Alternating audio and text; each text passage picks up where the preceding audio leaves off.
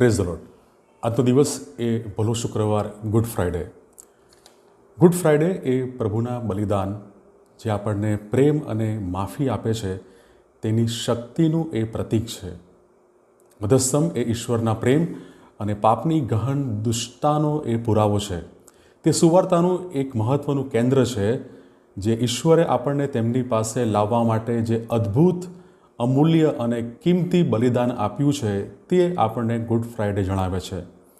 Good Friday પર જે બન્યું તે કોઈ અકસ્માત નથી, પણ તે સૃષ્ટિના સર્જનથી ઈશ્વરની સાર્વભૌમ યોજનામાં નક્કી કરવામાં આવેલું એક મહાન એ કાર્ય હતું.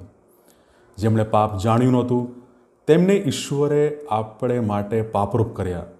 લાકડા પર ઈસુ ખ્રિસ્તે પોતે પોતાના શરીરમાં આપણા પાપ માથે લીધા, જેથી આપણે પાપો સંબંધી મૃત્યુ પામીને ન્યાયપણા સંબંધી જીવીએ.